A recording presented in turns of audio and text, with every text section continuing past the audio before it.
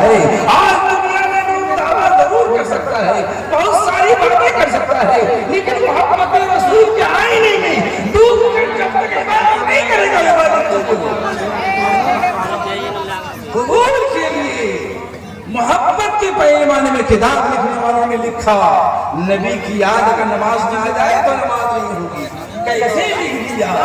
سنو, یہ شامیانہ لگا ہے, مرکری لگی ہے, مولانا جیلانی کو یہاں کے لوگوں نے ساری ذمہ داری دے دی, کہ شورا کو دعوت دینی ہے, خطبہ کو دعوت دینی ہے, سارا کام یہ کر رہے ہیں. سب لوگ یہ کہتے ہیں کہ مولانا جیلانی نے فلاں کو بلایا, فلاں کو بلایا, ہر مہینے میں ان کو یاد کیا جا رہا ہے, نماز میں ہاتھ اٹھائی جا رہی ہے, اور یہاں نیت باندھا جا رہا ہے, ثنا پڑھی جا رہی ہے, سورت فاتحہ پڑھا جا رہا ہے, سورت ملائی جا رہی ہے, رکوع میں جا رہے ہیں, سجدے میں جا رہے ہیں, اور تم کہتے ہو کہ نبی کی یاد آئے تو یہ نماز نہیں ہوگی. کیسے ہاتھ اٹھایا جائے گا؟ تو ہاتھ اٹھانے کا طریقہ کس نے بتایا؟ نبی نے بتایا. فاتحہ پڑھنے کا طریقہ کس نے بتایا؟ نبی نے بتایا. سورت ملانے کا طریقہ کس نے بتایا؟ نبی نے بتایا. معلوم ہوا نماز شروع ہو گئی ہے نبی کی یاد سے, ختم ہو گئی ہے نبی کی یاد سے.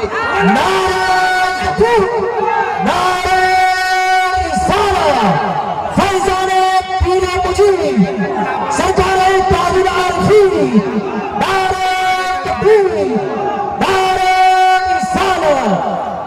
نماز مکمل ہوتی ہے نبی کی یاد سے. وہ نماز نہیں ہے جس میں نبی کی یاد نہیں آئے, بلکہ نماز مکمل ہوتی ہے نبی کی یاد سے. شروع سے لے کر آخر تک نبی کو یاد کرنا ہوگا تو نماز قبولیت کا درجہ ہے. حج کر رہے ہیں تو حج قبول ہے. حج بیت اللہ کے بعد مدینہ طیبہ کی حاضری دے رہے ہیں. کیوں دے رہے ہیں؟ کچھ لوگ تو کہتے ہیں کہ مسجد کی نیت سے چلے جاؤ.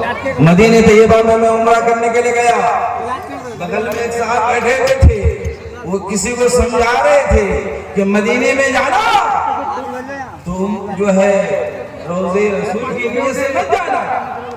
مسجد نبوی شریف کے میں نے کہا کہ مسجد شریف کی نیت سے کیوں؟ حدیث میں یہاں حرم شریف میں کتنا ثواب ملے گا؟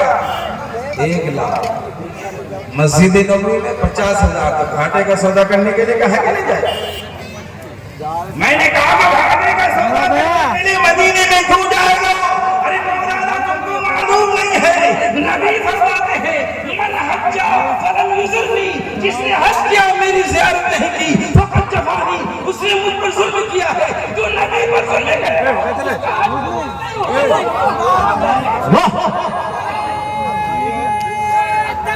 اللہ اکبر, یا رسول اللہ, زندہ باد,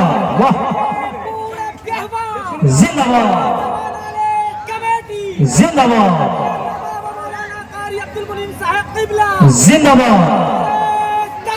اللہ اکبر, یا رسول اللہ. کہا کہ مولانا لوگ جا رہے ہیں یہاں مکہ المکرمہ میں زندگی گزارے ہیں, دیوانگی کے عالم میں طواف کعبہ کیا ہے, حجر اسود کو بوسہ دیا ہے, بابا کعبہ کو چوما ہے. نبی کی چوکھٹ میں اس لیے جا رہے ہیں کہ نبی کی بارگاہ میں جا کر کے کہیں گے کہ مکہ المکرمہ نے جتنی عبادتیں کی ہے, اے رب قدیم اس نبی کے صدقے تو فیل میں قبول کر لے. بغیر نبی سے تمہاری عبادت قبول نہیں ہوگی. قرآن خود کہتا ہے تم پریشان ہو جاؤ تو نبی کی چوکھٹ, اور تم کہتے ہو کہ جانا نہیں ہے, کیوں گھاٹے کا سودا کرنے کے لیے جائے گا؟ ارے مکہ المکرمہ میں 1 نیکی کرو گے 1 لاکھ ثواب ملے گا, 1 گناہ کرو گے 1 لاکھ گناہ لکھا جائے گا. لیکن مدینہ طیبہ میں چلو 1 نیکی کر رہے تو 50,000 ثواب مل رہا ہے. گناہ کر رہے ہو, ایک میدان میں ہو, ہر جگہ لکھ رہے ہو کہ نبی کو علم نہیں ہے. حبیب یمنی مکہ المکرمہ کی سرزمین میں آ رہا ہے, واقعہ لمبا ہے, مختصر میں ذہن لے رہے ہیں. مکہ المکرمہ میں آ کر نبی کی بارگاہ میں پہنچا اور فرمایا یا رسول اللہ. حبیب یمنی کہتے یا رسول اللہ آپ کا کوئی معجزہ دیکھنا چاہتا ہوں. حبیب یمنی سے نبی فرماتے ہیں کیا تم نے معلوم نہیں ہے, تم نے ایسا واقعہ فلاں جگہ نہیں کیا؟ پوری داستان کو سنایا. بہرحال حبیب یمنی کلمہ پڑھ لیا. اپنے گھر سے جب چلا تھا تو اپنی ایک معذور بہن کو رکھ کر کے آیا تھا, جو ہاتھ نہیں ہے, پیر نہیں ہے, گونگی اپاہج ہے. نبی نے فرمایا